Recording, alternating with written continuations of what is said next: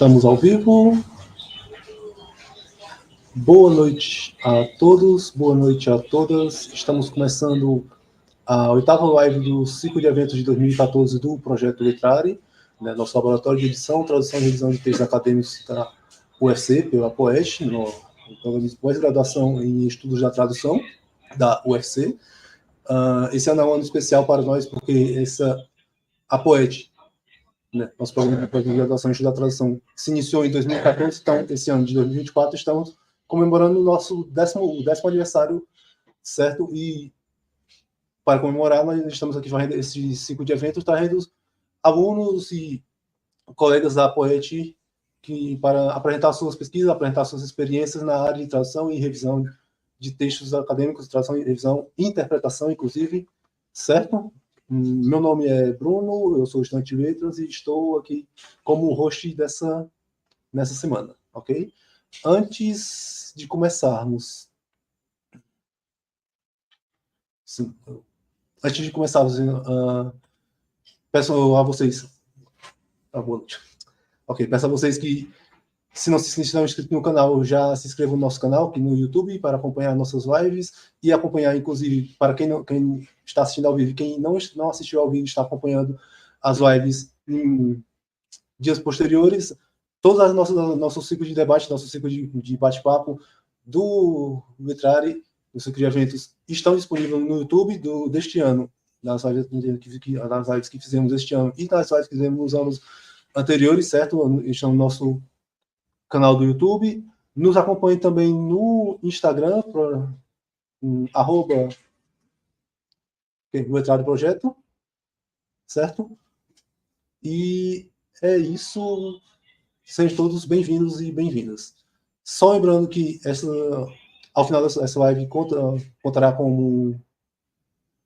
no Instagram não é Letrare Projeto, é Projeto Letrare, perdão. Ao final dessa live nós disponibilizaremos um link para um formulário de presença para quem tiver interesse em receber certificado de horas complementares. É só assistir e ficar até o final, onde nós disponibilizaremos e enviaremos por e-mail o seu certificado, certo? Esse é nosso oitavo evento esse ano. No evento passado, nós tivemos a presença de Camila Moreira, certo? Ela é graduada de letras em inglês pela UFC, ela foi minha colega anteriormente. Mestra em estudos da tradução pela POET, nosso programa de pós-graduação em estudos da tradução. E atualmente ela é doutoranda em estudo da tradução pelo programa de pós-graduação em estudo da tradução da Universidade Federal de Santa Catarina, certo? Ela atualmente trabalha como tradutora e revisão de textos no par linguístico português e inglês, editora e revisora da revista Entre Palavras da UFC e a revisora de normas de caderno da tradução da Universidade Federal de Santa Catarina. Ok? Quem estiver interessado na live que ela apresentou semana passada, o tema foi tradução de termos indígenas para o inglês e para o francês. Então, vemos que temos uma certa relação dos temas dessa semana também, certo? A pesquisa dela é relacionada à tradução de termos indígenas em casos da literatura, seguindo 3 livros, né? O livro Macunaíma, de 1928, Meu Tio Iauarete, de 1961, e Maíra, de 1976, certo? Após essa live, quem tiver interesse, cheque nosso canal do YouTube para assistir, ela está disponível em sua completude. O que mais? Agora sim, essa semana nós temos uma convidada especial, é a Maria Marques, perdão, certo? Ela é licenciada em Língua e Civilização Estrangeira, nos pares linguísticos inglês, francês e português pela Universidade Sorbonne Nouvelle, de Paris. Ela é mestra em Línguas Estrangeiras Aplicadas, inglês, francês e português, mais uma vez pela Universidade Sorbonne Nouvelle. Mestre pela Escola Superior de Intérpretes e Tradutores, onde ela também lecionou durante 9 anos, né? E é autora do Guia Prático de Tradução entre francês e português, no livro Nas Entrelinhas, né? Guia Prático de Tradução francês e português, que será um dos temas dessa nossa conversa, certo? O tema principal será a prática de tradução do francês para além dos dicionários, certo? Maria, seja muito bem-vinda. Nós do Letrare damos a boa-vinda. Estamos muito felizes de aceitar o convite e de aceitar a sua presença aqui. Muito obrigado, Bruno. Está me ouvindo direitinho? Tudo Sim, sim, certo? estamos ouvindo perfeitamente. Sofia, talvez você possa colocar a apresentação. Uma coisa que o Bruno não falou e que eu queria falar antes de começar é que eu moro em Paris e isso significa que para mim agora é 00h06. Então eu peço desculpas, né, desde já se eu ficar com a cara meio cansada, se o raciocínio ficar meio lento, a voz ficar meio rouca, porque essa hora ninguém é de ferro, né? Talvez eu canse um pouquinho, então vocês me perdoem. Eu queria agradecer também, obrigado, Bruno, obrigado ao Projeto Letrare pelo convite. E quando eu recebi o convite, na verdade, eu até perguntei para a Diana, você não se enganou de destinatário, né? Porque eu não sou nem aluna, nem ex-aluna, nem professora, nem ex-professora da Universidade Federal do Ceará. O Bruno citou todos os diplomas que eu tenho, mas eu não tenho uma carreira acadêmica como as outras pessoas que apresentaram neste ciclo da Letrare, né? Os outros são mestres, doutores. Eu tenho master, é claro, mas eu não tenho uma carreira acadêmica, né? Eu vou, né, se vocês estiverem perguntando o que ela está fazendo aqui, né, se ela não é pesquisadora. Então, eu vou falar um pouquinho da minha trajetória muito rapidamente. Eu sou carioca e quando eu estava decidindo o que eu queria fazer, né, na época do vestibular, na minha época se chamava assim, meu coração balançou um pouco entre letras, eu era muito boa aluna em português, em inglês, ou psicologia, e eu acabei escolhendo psicologia, fiz o primeiro ano na UFRJ, mas já naquela época, muito jovem, eu tinha muita vontade de viajar, de conhecer lugares, de conhecer pessoas, mas não viajar para tirar fotografia, visitar museu, visitar monumentos. Eu queria viver outras vidas. Então, do primeiro para o segundo ano, eu me mudei para Salvador, morei lá durante vários anos, terminei minha graduação em psicologia. E no último ano, comecei a sentir aquela coceirinha novamente para viajar. E as circunstâncias da minha vida pessoal favoreceram, né, na época, e eu pude vir para a Europa. Isso foi nos anos 80. E eu não tinha dinheiro, né, para ficar só viajando pelos países europeus, os tempos eram outros.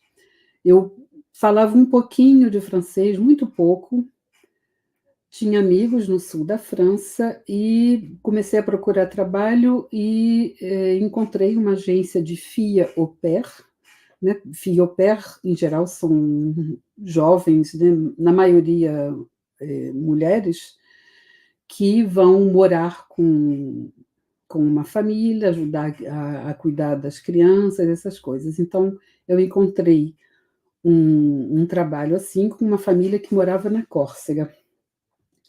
A Córcega, na época, claro que eu já tinha ouvido falar, mas eu acho que eu não saberia nem dizer onde ficava, né? A Córcega é uma ilha do Mar Mediterrâneo, uma ilha francesa, e eu fiquei lá ao todo 4 anos. Trabalhei como fille au pair, trabalhei em hotel, em restaurante.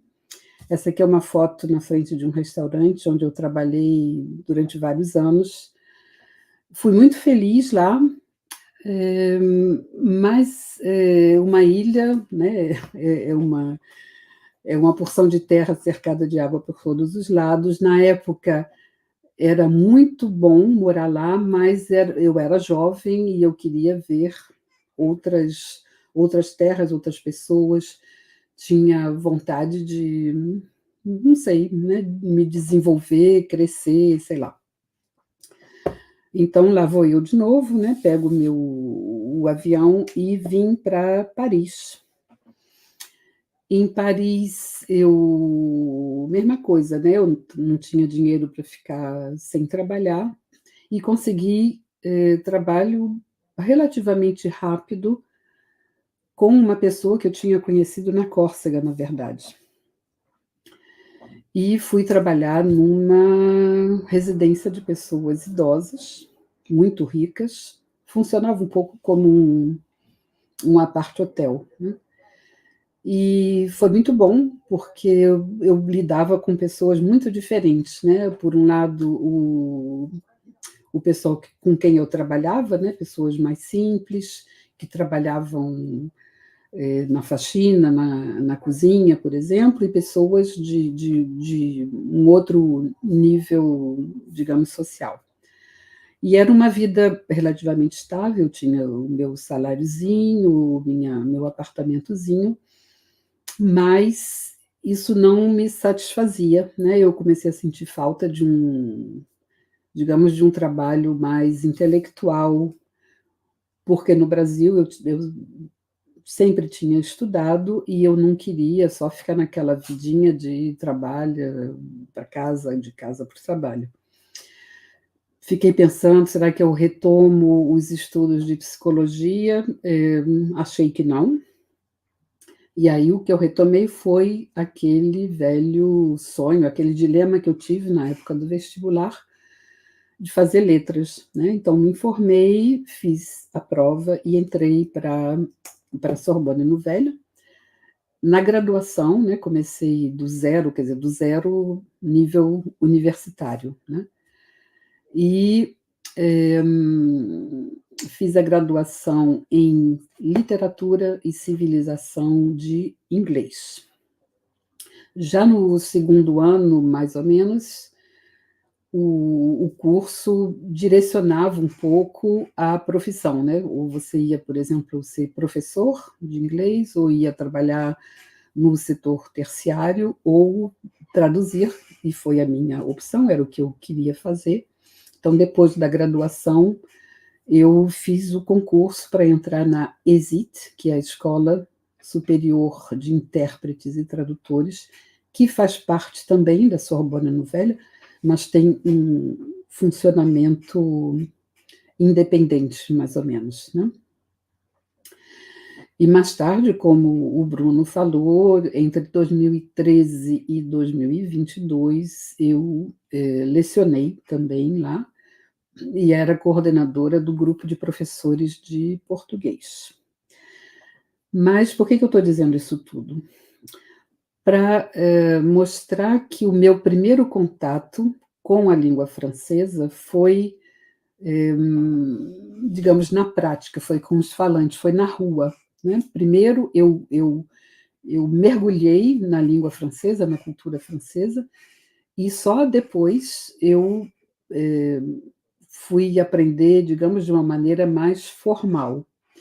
Na época, a ESIT, isso foi nos anos 90, a ESIT não oferecia o português como língua de trabalho. Então, quando eu prestei o concurso, eu me inscrevi como francófona, como se eu tivesse a língua materna francês.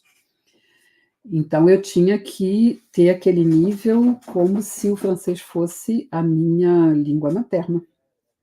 Tive que estudar muito, muito, muito, muito. Já no primeiro ano, eu comecei a trabalhar como tradutora autônoma com um colega que tinha muito trabalho, que era muito generoso, que me deu muita força, e foi com ele que eu comecei. Então, eu nem tinha vida pessoal, eu acho, nessa época, porque ou eu estava trabalhando ou estava estudando. E na época, então, anos 90, né? Internet não existia, ou existia, mas era incipiente, funcionava a lenha, né? Tinha aquele modem que fazia aquele barulhinho, E a única maneira, né, o único recurso, vamos dizer assim, que a gente tinha, que eu tinha, eram os dicionários. Esse que está aqui era o Petit Robert que eu tinha, que tenho até hoje, na verdade, era minha ferramenta principal. Eu tinha trazido do Brasil esse aqui, que é bem raso, está num estado péssimo, né? Dá para ver na foto, eu tenho até hoje também, mas na maioria das vezes, para traduzir do francês para o português, né, os textos que os clientes me pediam para traduzir, eu tinha, na verdade, que passar pelo inglês, né, francês, inglês e inglês-português. Eu tinha, claro, um dicionário de inglês para português. Tinha também os dicionários unilingües de português, né? Só que nada disso era suficiente, né? E então o que eu fiz? Eu comecei a fazer um glossáriozinho meu, pessoal. Na época não existiam os aplicativos de programas de gestão de terminologia, nada disso, era uma coisa bem artesanal mesmo. Então, eu peguei um arquivo Word, 2 colunas, mais simples impossível, à esquerda o francês, à direita o português, e ali eu ia jogando todas as palavras, expressões que eu achava ou difícil, ou interessante, ou meio capciosa, meio pegadinha, ou não sei. E na verdade, esse glossário eu tenho até hoje. Essa aqui é a última página, eu nem coloquei ainda em ordem alfabética. E eu vou, por exemplo, quando eu leio, não sei, um artigo ou um livro em português, às vezes eu descubro uma palavra que me faz pensar, essa é uma tradução perfeita para tal termo em francês. E eu vou lá e anoto. São coisas, às vezes, bobas, mas que às vezes me servem, né? São interessantes. Então, lá foi quando isso? Acho que foi no início da década de 2000, desculpe. Eu descobri esse livro, não sei se vocês conhecem, O Vocabulando, da Isamara Lando. Ela mora no Rio, no Carioca, e é mais ou menos na mesma época o guia inglês-francês da tradução de René Mertens. Ele é belga, ele mora em Bruxelas. E esses livros, o Vocabulando, o primeiro que eu tive do Vocabulando, não sei se dá para ver, foi esse aqui, ele era bem pequenininho, com uma espiral, muito interessante. Depois veio uma outra edição azul que eu tive, mas acabei dando de presente, e agora eu tenho esse aqui também. E o que é como um dicionário, mas só de palavras difíceis de traduzir, né? Então, por exemplo, essa aqui que é bem pequenininha, colorful. Colorful, quando a gente ouve essa palavra em inglês, a gente pensa em colorido, né? Cheio de cores. Então, a Isa dá outros exemplos, outras possíveis traduções de colorful. Ela fala pitoresco, curioso, divertido, interessante, rico. E esse tipo de trabalho era muito útil para mim, né? Então, eu ficava, o guia do Mertens, a mesma coisa. E eu ficava, eu olhava para esses livros e dizia, mas como nunca ninguém fez um livro assim de francês para português? Isso é um absurdo. O que estão fazendo os pesquisadores, o que fazem os acadêmicos, né? Por que ainda não fizeram? E já que ninguém fez, o que eu pensei? Vou colocar a mão na massa, né? E sem muita pretensão de um dia publicar, né? Porque eu não sabia se eu tinha a legitimidade para fazer isso, né? Eu não sabia se eu precisava ser, não sei, mestra, doutora, né, em terminologia, por exemplo, né? Mas eu falei, bom, na pior das hipóteses, vai servir para mim, para o meu trabalho. Então, eu comecei a meter as caras. Uma das primeiras coisas que eu fiz foi criar uma lista de palavras, digamos que mereciam entrar num guia assim. Não que eu tenha criado uma lista de uma vez só, eu peguei as palavras já que estavam naquele glossário, né, meio primitivo que eu tinha criado nos anos 90, e fui aos poucos acrescentando palavras que eu achava, né, interessante ou difícil, ou que, não sei, que às vezes confuso, né, difícil de entender e tudo. E mais ou menos nos anos 2000, talvez 2005, 2006, eu comecei a trabalhar com Cat Tools. Cat Tools são as ferramentas de auxílio à tradução. E eu logo percebi que isso podia me ajudar, né? Por quê? Porque as Cat Tools, elas produzem uma memória de tradução. Essa memória não é traduzida por uma máquina, por Google Translate ou DeepL, né? A memória de tradução eu tenho uma frase em francês, ou que seja, em qualquer língua, eu traduzo com o meu cérebro, com as minhas células cerebrais, meus neurônios, a minha tradução está ali, eu coloquei, e aí essa Cat Tool armazena a minha tradução, mas ela é minha, é o meu texto, tá? Então, para mim, isso era a matéria-prima que eu precisava para fazer um guia de tradução, quer dizer, eu não tinha muito ideia ainda do que isso poderia se tornar. Então, aqui eu trabalho com máquina, minhas pastas são organizadas em colunas verticais. Essa pasta que está aberta é a pasta das memórias, porque também, mais ou menos, eu não vou lembrar quando, os arquivos de memória de Cat Tools, eles não são legíveis, né? A gente não pode clicar, abrir e ver o que tem dentro, em geral. Mas eu consegui, com a ajuda de um colega que conhecia melhor a tecnologia do que eu converti tudo para Word, né, para justamente poder ler, manipular, selecionar exemplos e tudo isso. Então, as memórias convertidas para o Word eram também em 2 colunas, né?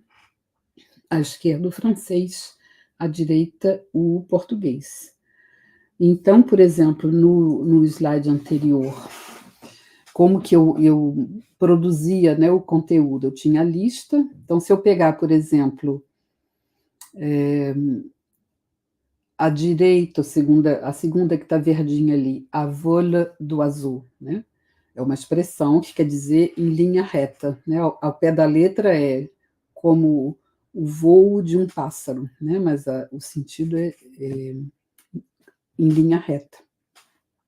Então, se eu quisesse escrever o conteúdo, né, desse verbete, dessa entrada no meu dicionário, o que eu fazia era que eu ia nessa função de busca, lá em cima, onde eu coloquei aquela setinha, e o sistema me mostrava todos os arquivos do meu computador em que aparecia aquela expressão. E aí o que eu fazia? Eu pegava todos esses exemplos, criava um novo arquivo, né, virgem, e copiava. Era um trabalho bem artesanal, bem braçal mesmo. Depois que eu colocava tudo num arquivo novo, eu analisava esses exemplos, eu colocava em negrito as diversas traduções possíveis, reunia por acepção, né, por semelhança semântica, e redigia, pesquisava também, né, em fontes externas, em dicionários, em outras fontes, para confirmar o material que eu tinha, que era pessoal, e aí,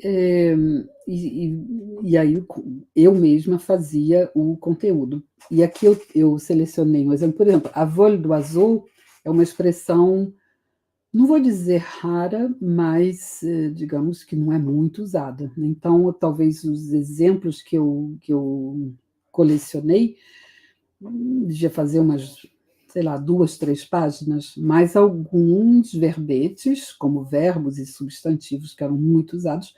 Eu podia ter até 20 páginas, sei lá, de exemplos.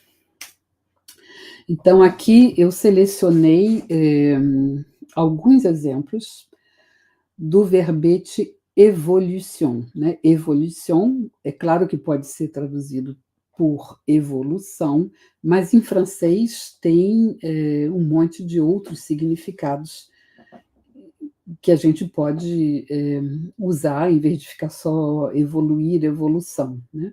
Então, aqui, por exemplo, eu coloquei em negrito, não sei se dá para ver, são segmentos que eu traduzi, né, que são reais, né, são exemplos reais que clientes meus me pediram para traduzir. Então, aqui evolution está traduzido como versão, tendência, revolução, crescimento, desdobramento, mudanças, né? Então, são exemplos bem diferentes. E aí, o que eu fazia? Eu modifiquei, claro, eu não podia publicar desse jeito aí.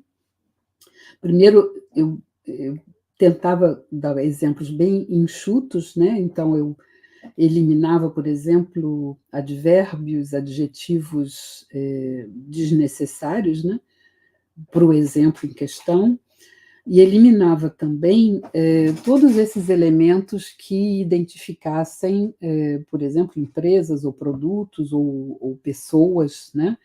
Então, no primeiro exemplo, a gente vê Luxe Pack New York, por exemplo, o nome de um salão, depois tem Cosmogène, que é o nome de uma empresa, o nome de um produto também, Attract One.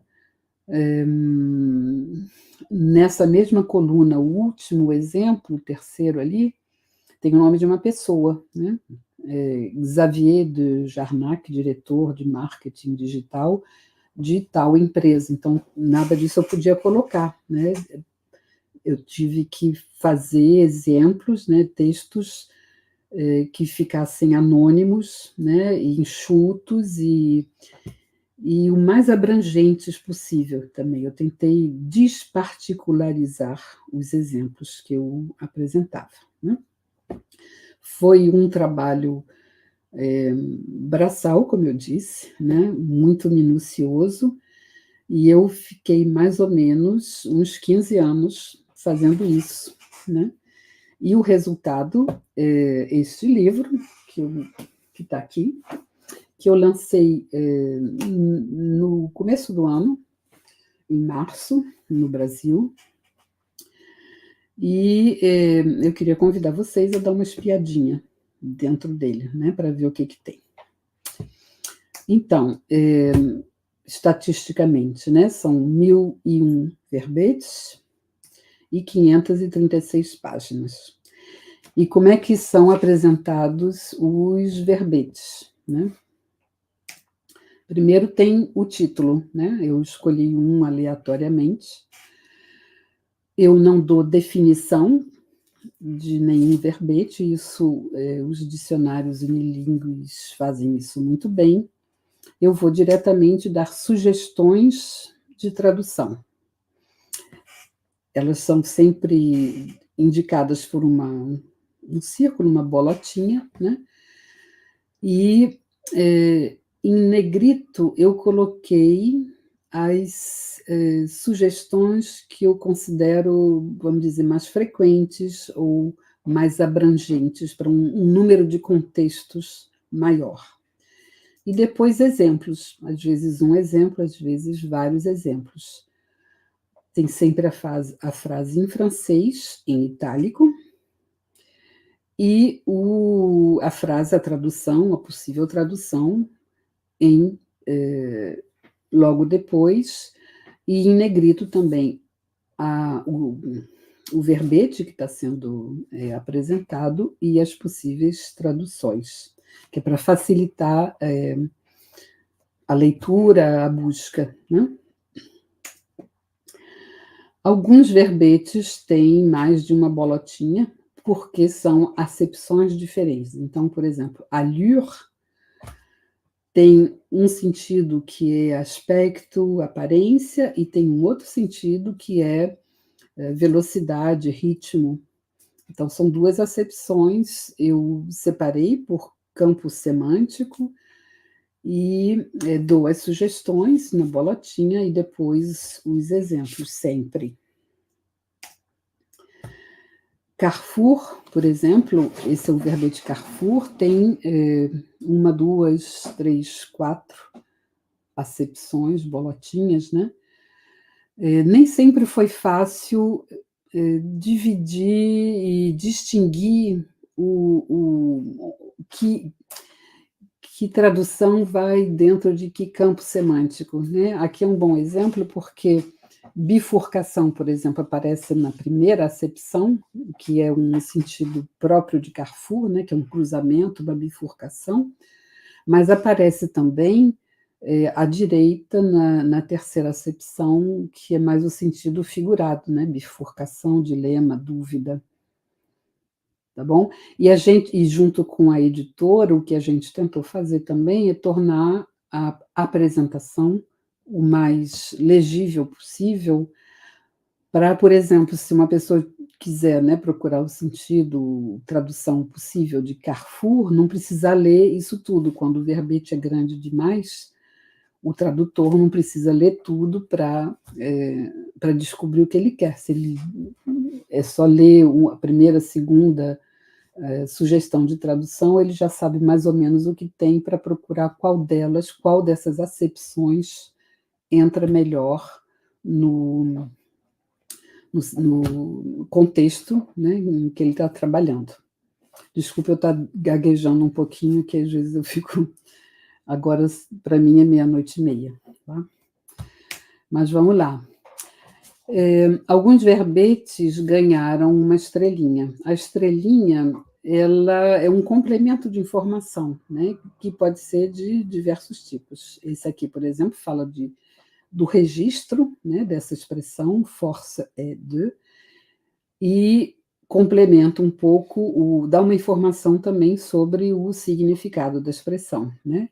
Então, às vezes, é uma curiosidade sobre o verbete, um conselho, uma dica, né, sobre o sentido, ou como, na hora de traduzir, o que a gente pode, o que é melhor fazer, né? Ou, por exemplo, uma diferença em relação ao português. Essa palavra local, ela é interessante, ela é escrita da mesma maneira em português e em francês. Ela, como adjetivo, pode ser igual, mas a particularidade dela em francês é que, quando ela é substantivo, ela indica um lugar fechado, ou pelo menos coberto, né? Então, por exemplo, se eu disser les vélos sont rangés dans le local, estou dizendo as bicicletas estão guardadas no local. Se eu falar isso em português, não tem muito sentido, né? Mas em francês, a pessoa que me ouvir vai saber que as bicicletas estão guardadas num lugar fechado, que pode ser uma garagem, uma oficina, uma edícula, um depósito, sei lá.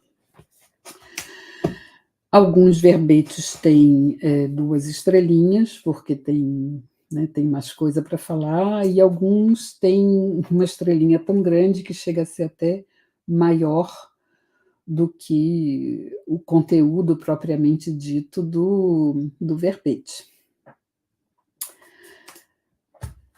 Muita gente me perguntou quais foram os critérios que eu usei para selecionar as palavras. Eu sempre respondo que foram palavras ou expressões nas quais eu tropecei, né? Eu e meus alunos, meus colegas, né? Ou, sei lá, talvez se eu tiver lido um artigo ou um livro em que eu tenha achado que o tradutor ou não entendeu muito bem o francês, ou não foi muito feliz na escolha, né, da tradução.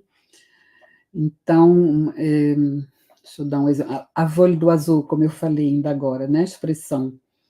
Eu lembro que eu dei essa expressão numa prova, e uma aluna, quer dizer, na prova, ela não podia consultar dicionário, e ela provavelmente, na época, não conhecia essa expressão, e ela traduziu literalmente, eu não lembro direito, mas era como o voo de um pássaro, e, na verdade, o que o texto estava dizendo era em linha reta.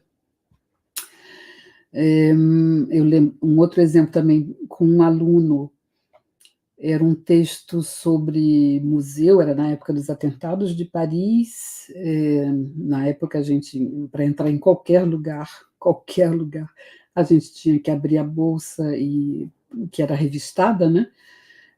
E então o texto falava sobre as filas para entrar no museu, que demorava muito, porque todo mundo tinha que abrir mala, bolsa e tudo isso. E o termo que era usado no texto era fuia. Fuia é a revista, né, nesse sentido, revistar uma bolsa. Mas fuia também quer dizer pesquisa arqueológica, escavação, né? E como era um texto sobre o museu, esse aluno traduziu naquela ocorrência escavação, e na verdade era simplesmente era revistar as bolsas na hora de entrar no museu. Então, para essa apresentação, para explicar mais ou menos como que eu classifiquei, escolhi, né, os verbetes que iam entrar, eu fiz uma classificação mais ou menos em categorias. A primeira são os famosos intraduisibles, as palavras intraduzíveis. Por quê? Porque elas não têm um correspondente direto, né, em português. Eu não vou explicar cada uma, isso está lá no livro, mas são palavras que são o pesadelo, mais ou menos, de qualquer tradutor de francês. Essa última que eu coloquei, que está maiorzinha aí embaixo, enjeu, eu tenho um colega que dizia que para ele era a palavra mais difícil de traduzir do francês. Eu não sei se eu concordo, mas ela é bem chatinha, assim. E para vocês sentirem um pouco o drama, né? Vocês lembram que eu falei no início da apresentação desse dicionário que eu trouxe do Brasil, e eu fiz uma foto da entrada desse dicionário, né? São 2 linhas e meia para falar de uma palavra que um colega considera como a mais difícil da língua, né, para traduzir. E os dicionários unilingües de francês não ajudam muito também, não. Em cima é o Larousse, embaixo é o Petit Robert. Eles dão uma definição. Enjeu é em jogo, né? Forma só uma palavra, mas a origem é essa. A etimologia é uma quantia que a gente coloca para apostar, por exemplo. Só que essa palavra é muitíssimo usada no sentido figurado, para indicar alguma coisa que está ali meio na balança, né? Então, o verbete enjeu do meu guia de tradução, ele tem uma estrelinha, né, que explica um pouco o espírito da palavra, e 1, 2, 3, 4 acepções, todas com exemplos. Então, eu acredito que ajude, né? O tradutor vai encontrar a resposta, ou se não, vai pelo menos encontrar uma boa pista para encontrar uma solução para o contexto dele. Uma outra categoria são os faux amis, né? Os falsos amigos são aquelas palavras que parecem uma coisa, mas não são.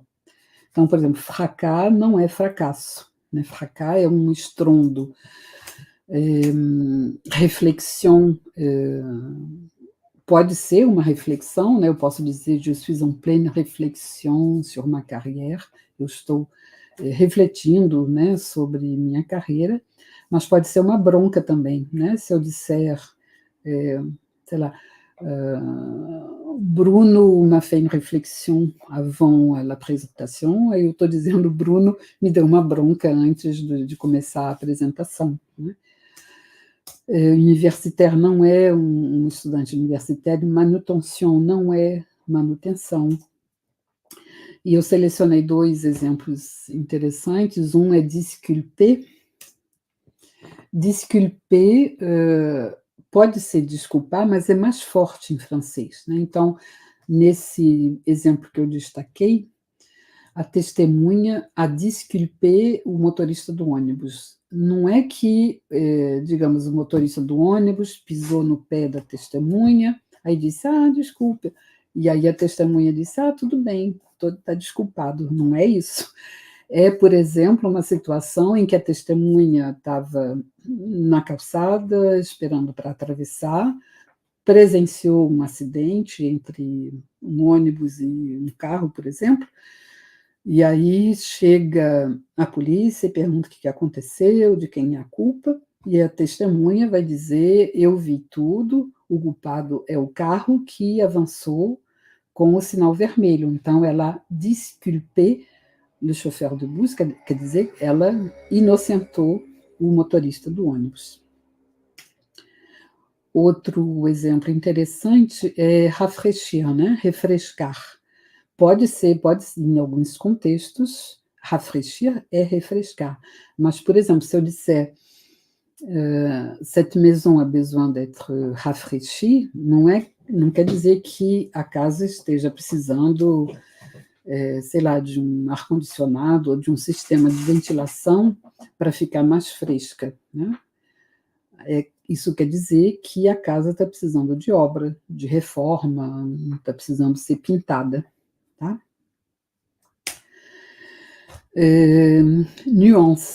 As nuances, né?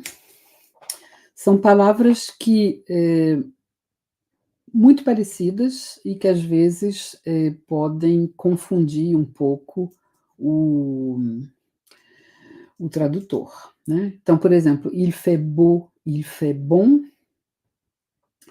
Il fait beau é quando o céu está azulzinho, quando tem sol, mas não necessariamente está calor, né? A gente vê muito isso nas montanhas, por exemplo, estação de esqui, às vezes está a temperatura negativa, com neve, mas o céu está azulzinho, o sol está brilhando, está lindo. Isso é il fait beau, não tem nada a ver com a temperatura. Il fait bon é relativo à temperatura. Então, por exemplo, mesmo à noite, se tiver uma noite escura, sem lua, quase sem estrela, mas que a temperatura estiver agradável, a gente diz il fait bon. Então, esse tipo de distinção que eu faço no livro. Maigre e mince também eu coloquei em destaque. Ambos querem dizer magro, né? Mas maigre tem uma conotação um pouquinho negativa e pode ser até meio uma ofensa, né? Em relação a uma pessoa, ela pode até interpretar mal, porque maigre indica que a pessoa está muito abaixo do peso, né? Pode estar esquelética, né? Então a pessoa pode não gostar. Enquanto mansa, que também quer dizer magro, já é bem mais positivo, que a pessoa é elegante, está com o peso, né, tudo certinho. Pane cerebral é uma outra categoria em que eu classifiquei as palavras que são muitíssimo usadas em francês e que não tem dificuldade para entender, só que na hora de encontrar uma tradução adaptada, a gente não consegue encontrar uma solução satisfatória. Então, por exemplo, prise en compte, o verbo, né, a locução verbal prendre en compte, quer dizer levar em conta. Então, prise en compte seria uma levação em conta, né? Só que a gente não pode dizer levação em conta em português. Então, eu selecionei alguns exemplos e dou sugestões que eu acho interessantes, e dá para ver na bolotinha que eu coloco, inclusive, duas possibilidades, né, de tradução, como substantivo ou como verbo, porque às vezes fica melhor se na tradução a gente substituir uma locução nominal por uma locução verbal. Desculpe. E frequência de uso, eu acho que é a última categoria. São palavras muitíssimo parecidas com o português, mas que em francês são muito mais usadas, né? Então, o que isso significa? É que, enquanto em francês ela passa quase despercebida, essa palavra ou essa expressão, para o leitor brasileiro, talvez crie um estranhamento, né, que não existe em francês, porque ele não se usa muito, né, aquela palavra.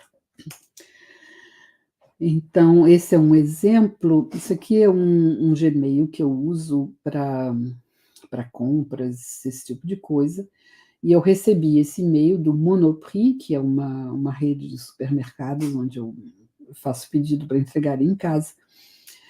E aí o título deste e-mail é Últimos dias para aproveitar os incontornáveis do Monoprix. Então, esse e-mail foi enviado a mim, mas também para todas as donas de casa e donos de casa que fazem compras nessa rede de supermercado.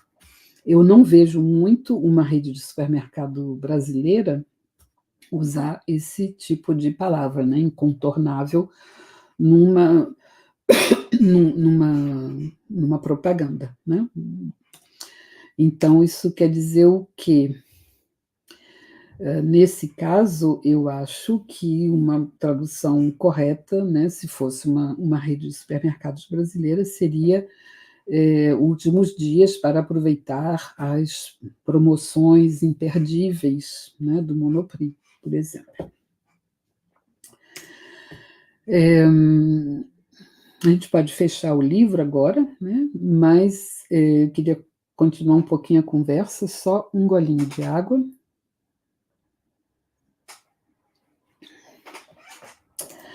A primeira coisa que eu queria é agradecer as minhas revisoras, porque elas foram mais do que revisoras, elas foram foram um incentivo, elas acreditaram no projeto e investiram muito nesse projeto. A Angélica Mâncio, ela foi minha aluna na ESIT, hoje ela é professora na Universidade de Poitiers. Débora Fleck também, que me incentivou desde o comecinho, é uma tradutora literária maravilhosa, com quem eu tenho a chance, a sorte de trocar figurinhas praticamente toda semana. Quando eu crescer, eu quero ser como ela. E as revisoras de francês também, principalmente Marie-Christine Guillon, que deve ter revisado, sei lá, umas 3, 4 vezes o material. Eu queria agradecer muitíssimo, muitíssimo a elas. E queria fazer também algumas ressalvas, são aquelas perguntas que não querem calar. né, que talvez vocês mesmos estejam pensando. O meu guia de tradução é perfeito? De jeito nenhum. Em 2016, eu conheci pessoalmente a Isa Maralando, né, autora do Vocabulando, de que eu falei um pouco antes.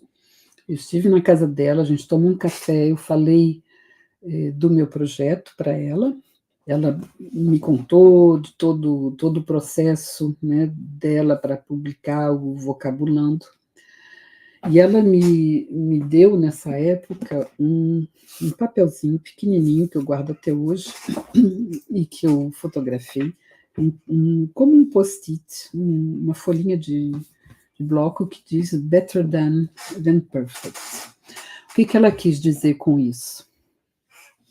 Ela me perguntou, na verdade, quantos verbetes você faz por dia, né? Que o conteúdo, né, que eu preparo. Eu não lembro quantos que eu disse, mas ela falou, só isso? Não, você tem que acelerar, porque se você quer fazer um trabalho que seja perfeitinho, você não vai levar 15 anos, você vai levar 30 anos, né? E nesse meio tempo, talvez outra pessoa publique um trabalho parecido com o seu, né? E se existe uma lacuna de material de francês para português, você tem que publicar. Isso vai ser útil para as pessoas, mesmo que não seja 100% perfeito. E eu agradeço muito a Isa, porque ela me descomplexou um pouco, né? Eu falei no início que eu não sabia se eu publicaria, porque eu não sabia se eu tinha legitimidade, porque eu não era pesquisadora, mas ela foi muito querida, né? Ela me descomplexou, ela disse, não, você tem a prática, você tem a experiência, então vai fundo. Eu agradeço muito a ela por esse incentivo. E a segunda ressalva a segunda pergunta, que não quer calar, né? Se esse guia é completo. Claro que não, né? E eu queria mostrar um trechinho da minha apresentação, de uma introdução, né, que tem no livro, nas primeiras páginas. Eu vou ler. Apesar de todo o empenho que eu e essas excelentes profissionais tivemos, eu estou falando das revisoras, né? Este guia não contém todas as soluções para os problemas de tradução do francês para o português. Aliás, essa nunca foi a proposta. Ele simplesmente tenta abrir caminhos e dar pistas para que cada tradutor, diante de cada contexto, encontre a melhor resposta. Então, eu acho que eu falei um pouco já. É claro que para cada verbete, eu não tinha como pensar em todos os contextos possíveis e, consequentemente, em todas as traduções possíveis.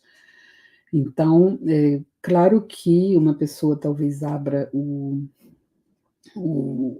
guia e diga, olhe as traduções e diga, e pense numa outra e diga, por que a Maria não colocou? Maria não colocou ali porque na hora que ela estava escrevendo, ou não veio à mente, ou não tinha um exemplo igual àquele que o tradutor está traduzindo, né?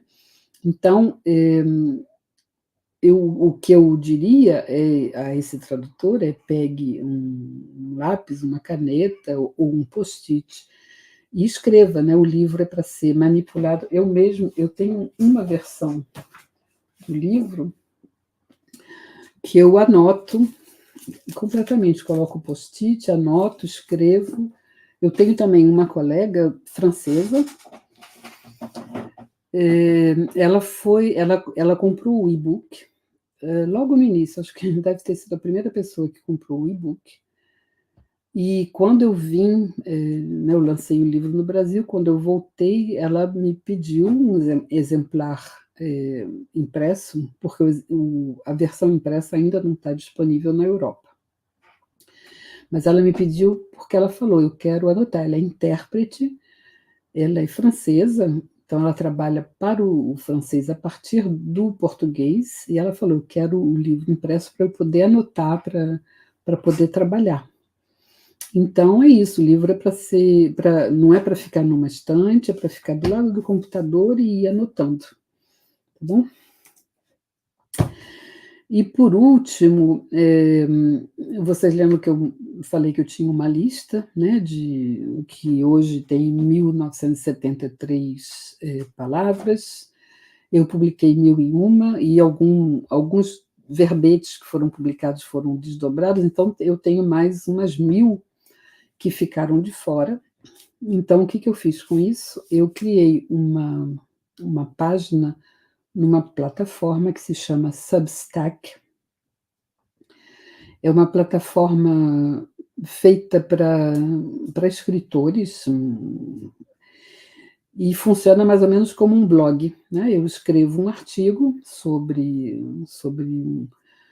língua francesa, às vezes sobre um verbete, sobre cultura também, ou uma curiosidade qualquer, e ao mesmo tempo em que eu publico nessa página, o sistema, essa plataforma, envia como newsletter para as pessoas que assinam gratuitamente essa newsletter. Então, eu selecionei 2 exemplos. À esquerda é um artigo que eu chamei Me Dá um Dinheiro Aí. Os artigos são em português, né, mas eu dou frases, exemplos em francês.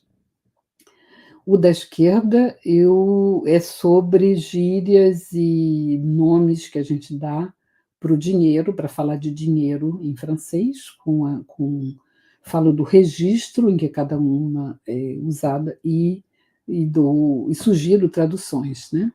À direita é um artigo que eu acho que se chamava Presentes, e fala sobre o tempo verbal do presente e por que uma frase no presente em francês nem sempre deve ser traduzida pelo presente em português. No último slide, daqui a pouco, eu vou dar o endereço dessa plataforma, desse blog, né? E eu queria ressaltar que é gratuito, por quê? Porque o Substack, ele insiste um pouco para que as pessoas paguem, porque eles partem do princípio que todo escritor merece remuneração. E, na verdade, tem alguns escritores que cobram, né, pela leitura dos artigos. Não é o meu caso. Então, por exemplo, se vocês forem, obrigado, Sofia, por colocar o endereço ali embaixo, se vocês forem nesse site, vai abrir uma janelinha mais ou menos assim, eu não sei se ela vai aparecer de verde ali, ou se vai estar em francês, em português ou em inglês, mas é mais ou menos isso. Se você quiser assinar, o que eu recomendo, coloca o endereço e-mail naquele campo, e aí ele abre essa outra janelinha, onde está selecionado o pagamento anual de $80 por ano. Mas não se assustem, é só selecionar a última opção, aqui está em francês, pas d'engagement, em português acho que é sem compromisso, e pronto, é gratuito, tá? Então não precisa se assustar, e depois valida e você recebe. No começo eu publicava toda semana, eu não estou mais conseguindo, simplesmente porque eu estou com muito trabalho, muita coisa para fazer, então está mais aleatório, mas de vez em quando tem um artigo simpático, tá bom? Em relação ao livro, ele existe em e-book, em versão impressa, ele está disponível no Brasil, mais ou menos em todas as plataformas, estante virtual, Amazon, na loja da Um Livro também, eu acho que deve ter Magazine Luiza, Americanas, sei lá. E é isso, esses são os meus contatos, em cima é o endereço da plataforma, no meio é o meu Instagram, que eu comecei há pouco tempo, acho que só tem um mês mais ou menos, e o meu endereço e-mail. E só mais um recadinho para Diana, eu não esqueci que eu prometi um exemplar para a biblioteca da universidade, é porque o meu irmão, que é o meu ministro de assuntos aleatórios, está viajando, mas no final do mês eu vou providenciar. Eu só preciso que me deem o nome de uma pessoa e um endereço, porque eu acredito que se eu colocar só Biblioteca da Universidade Federal do Ceará, eu não sei onde vai chegar, tá bom? Então é isso, gente. Merci beaucoup. E é isso.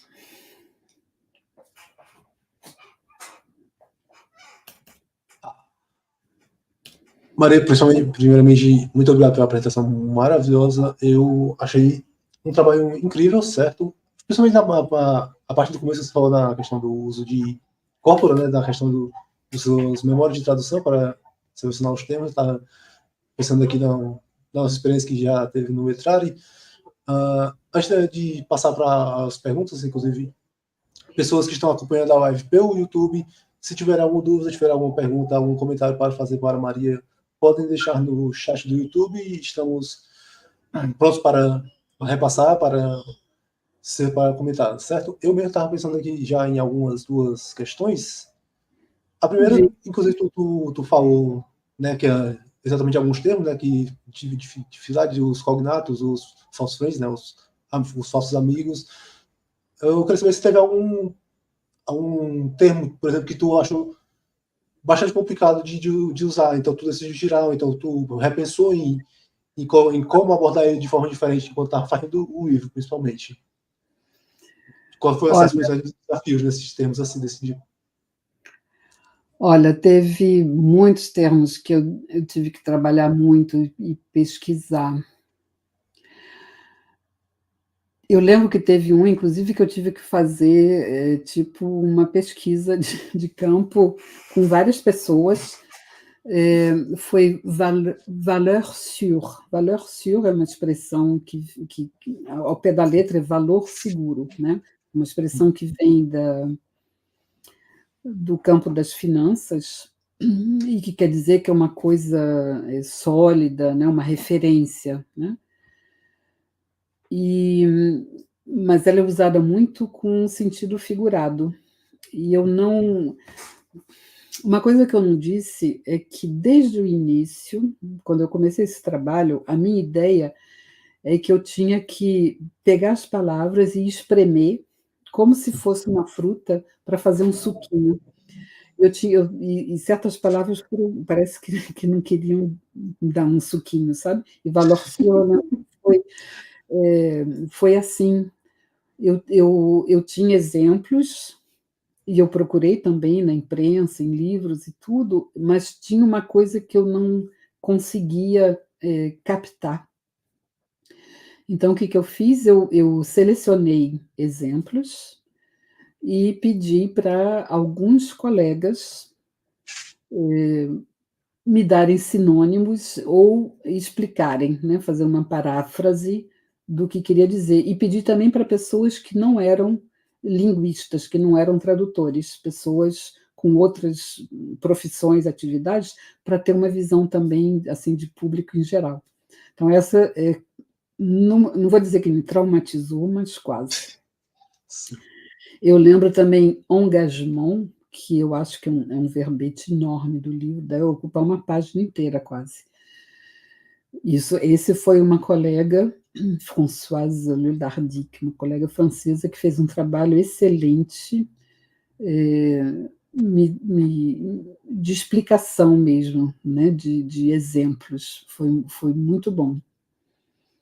E tem um que eu sei que está reservado ali, que eu não consegui tirar suquinho dele, não consegui colocar no guia, mas eu pretendo fazer um artigo para o blog, para o Substack, que é Fuite en avant. Esse vai me dar trabalho, assim, eu ainda não consegui captar a alma dele, sabe?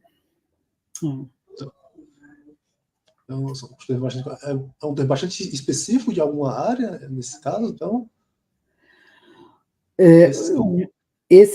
Olha, não, são palavras que a gente lê na imprensa, que, por exemplo, no jornal Le Monde, são muito usadas, mas elas têm elas se destacam, como é que eu vou explicar? Porque elas têm um sentido muito próprio e muito difícil de transpor, eu acho, em português. Eu não consigo, não sei como te explicar, mas é essa transposição para o português que dificulta, mas não são palavras de áreas específicas, porque o dicionário ele não é. Inclusive, algumas estrelinhas, né, que eu coloquei no dicionário, eu explico. Esse tal verbete tem vários sentidos técnicos, mas eu não vou falar aqui dos sentidos técnicos, né? Ele é um guia de tradução de textos não técnicos, de textos editoriais, de publicidade, de jornalísticos, né? O Natan colocou uma pergunta aqui, uma sequência de perguntas, na verdade, no chat do YouTube, sobre a questão da publicação do desafio que a professora enfrentou no mercado editorial, certo? Então, eu queria saber se você só puder comentar um pouco sobre o processo da produção, depois da produção, né? Depois da escrita, como foi o processo. Se o Natan está perguntando isso, é porque ele deve saber que não é fácil, né? E foi difícil, sim, foi difícil. Até porque eu não conhecia, né? Esse foi o seu primeiro livro, no caso, né? Certo? Sim, foi o primeiro, sim. Foi difícil, sim, porque, quer dizer, eu era muito ingênua, é claro, eu não conhecia o mercado editorial, que é uma selva, e não é uma selva só no Brasil, na França também. Eu tive uma decepção muito grande logo no comecinho, porque eu conhecia um editor, que é também tradutor de francês, eu tinha feito alguns cursos com ele, e deve ter sido assim, tipo em 2017, 2018, eu falei com ele sobre o projeto, né? Escrevi e mandei um arquivo com alguns exemplos lá que estavam prontos, assim, uma seleção, talvez uns 20, 30 exemplos, e falei, olha, eu estou trabalhando nesse projeto, eu tenho tantos verbetes prontos e estou querendo fazer 1000, e o que você acha? E você acha que a tua editora poderia publicar? Ele respondeu, quando estiver pronto, você me manda. Tá bom. Eu trabalhei, e no final de 2022, eu enviei para ele, em novembro. Me traumatizou, se eu lembro assim a data, porque me traumatizou.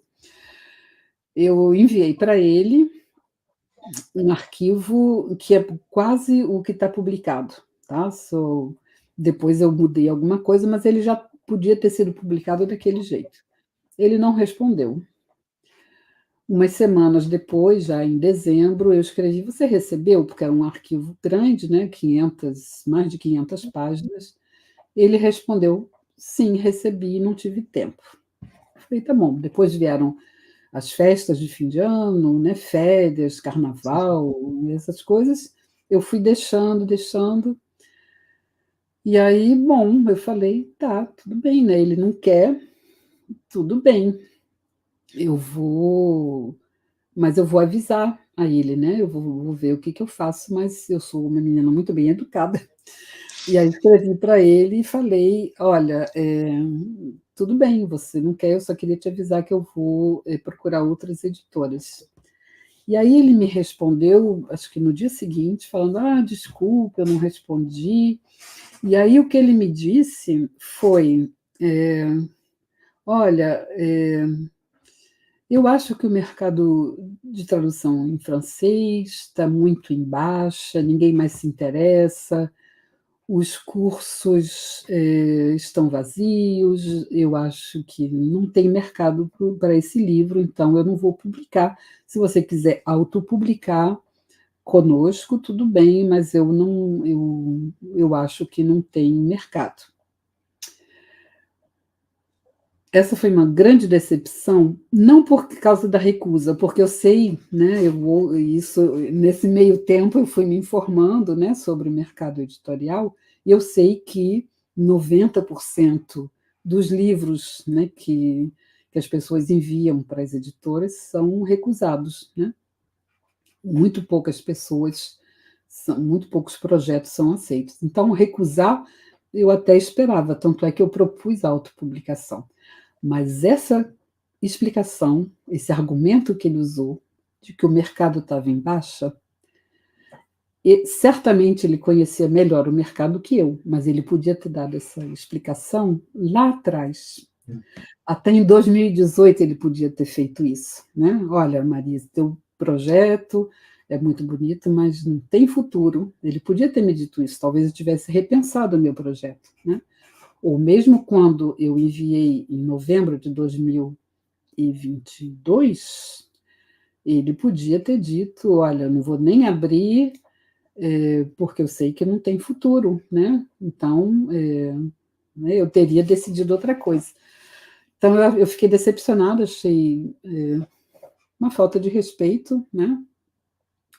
Acho que ele não precisava ter feito isso, eu tenho muita admiração por ele, mas eu acho que ele não foi muito honesto. E aí eu fui na força do ódio, né, como se diz no Brasil. Eu fui à luta. Eu não procurei mais editoras tradicionais, porque eu já tinha tido uma experiência na época da Isa. Eu tinha falado com uma editora e falou: o livro da Isa é muito bom, mas tem muito exemplo. Não dá exemplo, então quando der, dá um ou dois no máximo, mas não era esse meu livro, né? O meu livro tem exemplos, e é esse a riqueza do meu livro, são os exemplos, né? Então eu falei, não, esse livro é meu e eu vou fazer do jeito que eu quero. Por circunstâncias também da vida, eu podia financiar, na época, uma autopublicação.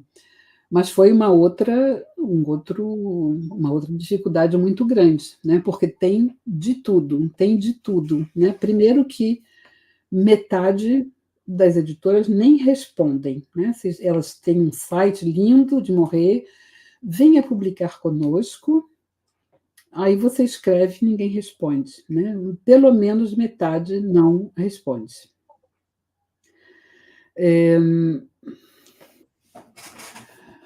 Outras, elas já vão dando um orçamento antes mesmo de ver o trabalho, né? O que é um absurdo, quer dizer, eu mostrei as bolotinhas, estrelinhas, setinhas, e negrito, e itálico, e tudo isso, não é como um romance, né? Um romance, em geral, é um texto mais ou menos corrido, né? Não é que seja menos difícil, mais difícil, vou dizer, mas o meu tinha uns detalhezinhos que tinham que ser cuidados, né? Então, e aí, outro, por exemplo, eu lembro que eu cheguei a conversar, a gente estava quase fechando, e aí eu fui ler o contrato, eu ia pagar a diagramação, a capa, mas eles queriam, se eu quisesse sair, né, se eu quisesse me desvincular, eu não podia levar a capa nem a diagramação. Quer dizer, eu estava pagando por um produto que não era meu, que não ia ser meu, né, ia ser deles. Oi.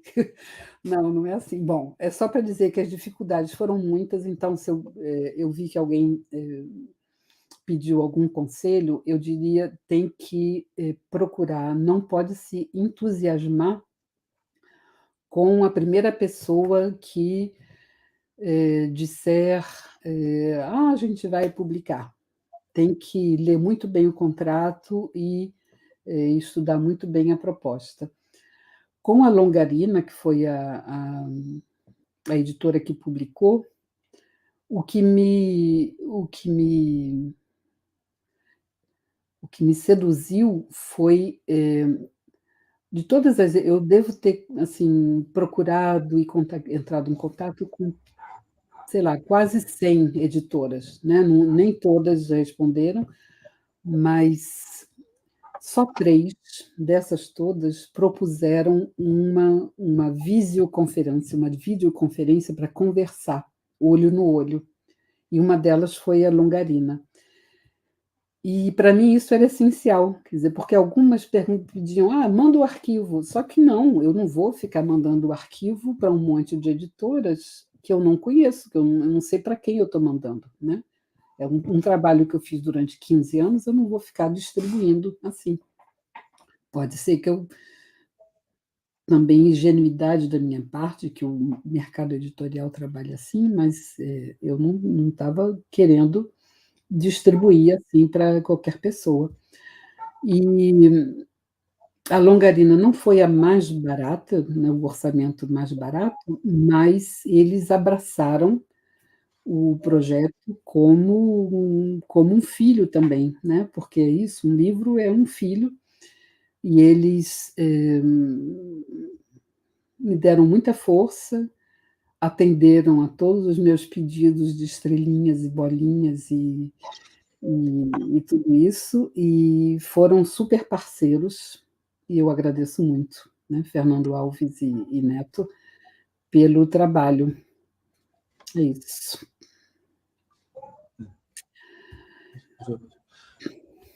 Muito bom. Hum. Eu vou dar os autores, comentários aqui. Eu, na verdade, enquanto essa professora estava se apresentando, eu chega a pensar em alguma coisa, porque na apresentação foi que a gente recebeu da senhora, a senhora, depois de conseguir um master pela Escola Superior de Intérprete de Tradução, a senhora também passou cerca de 9 anos, quase 10 anos, sendo professora, correto? Sim.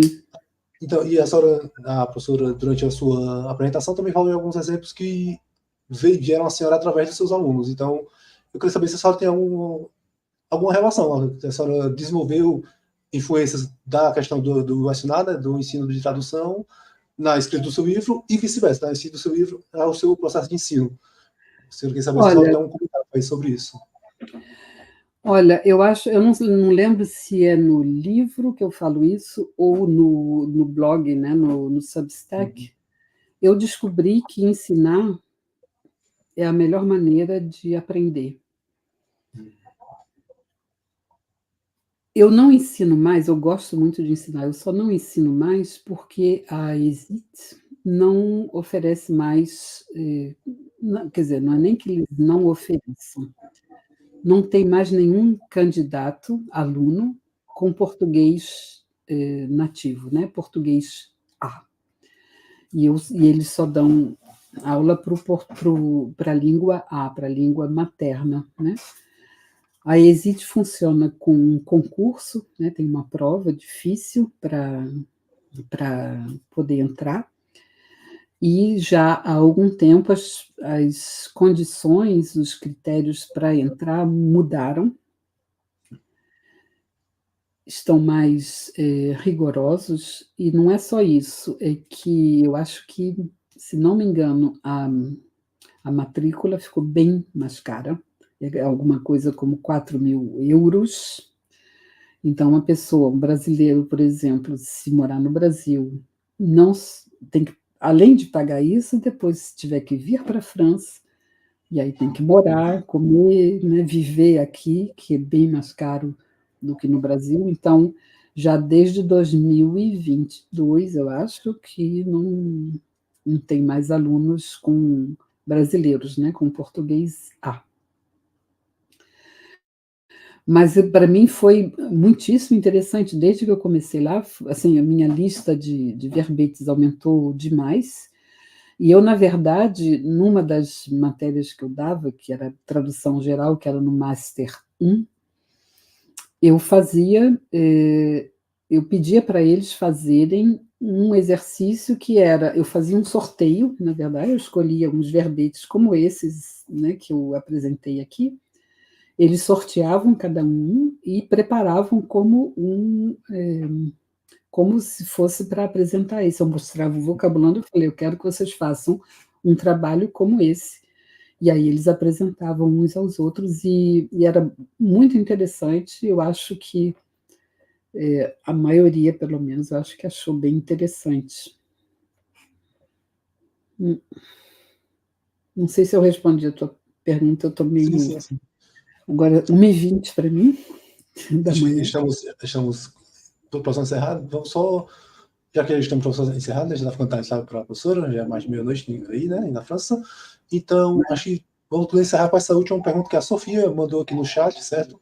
Que ela perguntou o que a senhora acha do uso de inteligência artificial no trabalho de tradução, que está, principalmente com essa evolução das inteligências artificiais, chat GPT, essas coisas, e É. no uso que já tem alguns serviços, algumas editoras utilizando um tipo de trabalho na nossa área, na tradução e revisão. Então, queria saber se a senhora tem um comentário a fazer.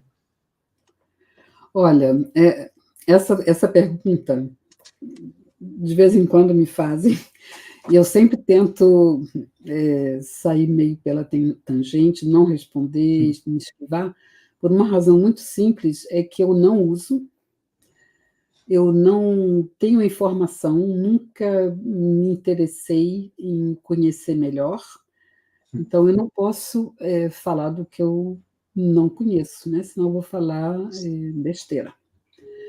O que eu sei é que, como você mesmo acabou de falar, tem muita gente usando, eu tenho colegas, inclusive, que eu admiro e que usam e que dizem que é útil, que porque trabalham mais rápido, porque conseguem, né, atender mais, cumprir prazos menores e tudo isso. Isso não é o que eu quero. Eu vou usar uma analogia um pouquinho barata. Digamos que, quer dizer, eu moro na França, então eu fiz um super curso de culinária, gastronomia francesa, e sou muito admirado, sou aquela chefe com um restaurante muito chique, muito concorrido, trabalho com uma equipe maravilhosa e sou muito bem-sucedida como chefe. Aí um dia alguém inventa, digamos, um aparelhinho com uns pozinhos, umas gotinhas, não sei o quê, você aperta uns botões e tem tal dose de azeite, tal dose não sei, de coentro, não sei o quê, e aí você aperta nas doses, não sei o quê, e aí tem uma mágica e ele produz um alimento, não sei, um purê, uma maçaroca qualquer, com o mesmo gosto, vamos dizer, de uma ratatouille. E aí dizem, né, que é o mesmo gosto e que é mais barato e é mais rápido e tudo isso. E aí alguém vem me dizer, mas Maria, por que você continua com esse teu restaurante? Não tem futuro, dá muito trabalho, você tem que ir à feira, escolher teus legumes, e depois tem que limpar, tem que descascar, tem que cortar, tem que preparar, e depois tem a louça para lavar, e ainda por cima tem o pessoal que trabalha com você, você tem que pagar, e tem a vigilância sanitária, é muito mais fácil usar esse aparelho, ninguém nunca mais vai vir no teu restaurante, porque é caro, porque tem que ficar esperando ficar pronto, e não sei o quê.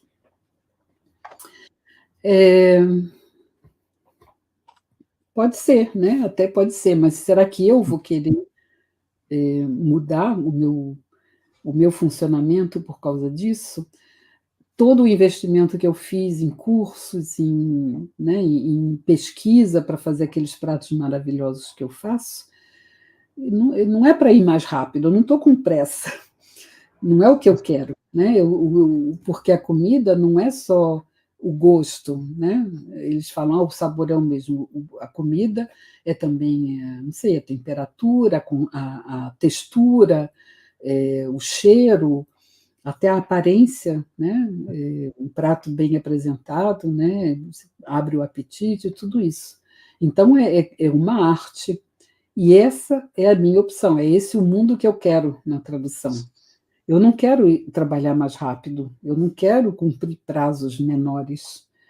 Então, talvez alguém aí esteja pensando, mas você, né, é velha, já tem a carreira, pode ficar escolhendo, e os jovens, né? É verdade, né, é difícil, eu não sei muito o que dizer, porque eu não tenho também bola de cristal. Mas, voltando à história do restaurante, será realmente que os clientes não vêm mais? Alguns não vão voltar, né, porque vão achar que aquele aparelho faz aquele purê que dá conta, né, mata a fome e pronto, né, mais barato, é mais rápido, não suja a louça, né. Tudo bem, esses clientes são menos exigentes, querem economia, tudo bem. Mas tem um tipo de cliente que vai querer aquela comida, né, com aquela textura, com aquela temperatura certinha, com aquele sabor, né? E acho que em tradução é mais ou menos a mesma coisa. Então, o que eu diria é o seguinte: os clientes, por enquanto, só estão oferecendo pós-edição,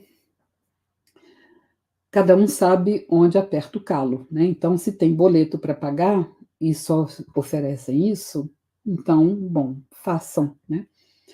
Se você gosta disso, se você quer trabalhar rápido, se quer atender clientes que estejam com pressa e né, que tem um volume grande de trabalho, vai fundo. Mas se você está querendo outra coisa, se está querendo uma tradução com as tuas células cerebrais, né, uma outra qualidade, tenta, no meio dessa pós-edição, né, que ocupa tanto tempo, reservar um tempinho para se dedicar a outra coisa, né? Não sei, umas horinhas por dia ou por semana para se especializar, para estudar. Não precisa necessariamente gastar dinheiro, né? Eu mesma, eu falei que eu quero ser como a Deborah Fleck quando eu crescer, eu quero fazer tradução literária. Então, eu mesma, eu compro livro em francês e uma boa tradução em português. Eu escolho, né? Eu conheço, esse tradutor é bom. E eu trabalho, eu traduzo, depois comparo com a tradução que foi publicada, ou eu só comparo, né, e vou anotando o que é diferente. Tem muitas coisas, tem grupos de estudo, por exemplo. Durante muito tempo eu fiz com colegas aqui em Paris, brasileiros, a gente se reunia uma vez por mês e trabalhava, tinha vários tipos de atividade. A gente pegava um texto, cada um traduzia em casa, né? E depois a gente se reunia e comparava, ou pegava, não sei, uma questão de gramática ou de sintaxe de português ou de francês. Então, tem várias maneiras de se aperfeiçoar para tentar sair desse mundo de máquina, que não é o mundo que eu quero. Então, eu não invisto nisso. Eu não sei se eu respondi, quer dizer, não respondi, porque eu não sei qual vai ser o futuro da tradução com inteligência artificial, mas essa é meu posicionamento em relação a ela. Perfeito, perfeito. Então, estamos aqui nesse aproximando cerca de 1h30 de UI, certo? Já está bastante tarde para a professora. Então, vamos encerrando por aqui, certo? Muito obrigado, professora. Muito obrigado a todas as pessoas que estão no chat. Vou abrir alguns minutos para a senhora se despedir, dar seus comentários finais e vamos encerrando aqui, certo? Muito obrigado. A senhora, por favor.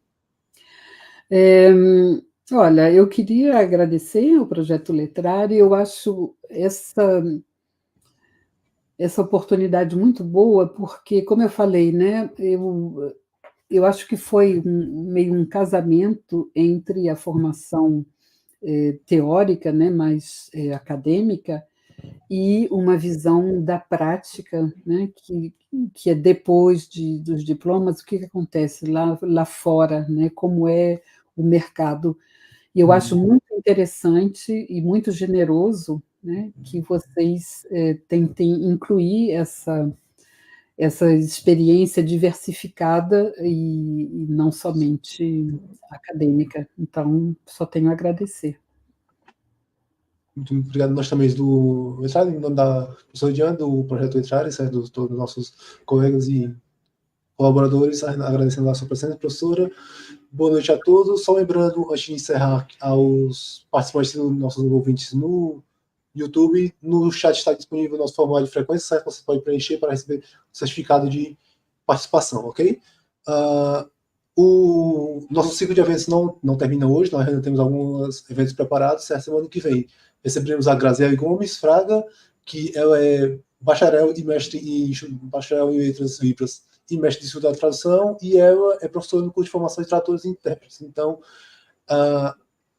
na próxima live, ela estará falando sobre tradução em libras na esfera artística. Então, quem tiver interesse nesse tema, por favor, venha aqui mais uma vez toda sexta-feira, a partir da sexta-feira que vem, a partir das 7 horas, como sempre. Certo?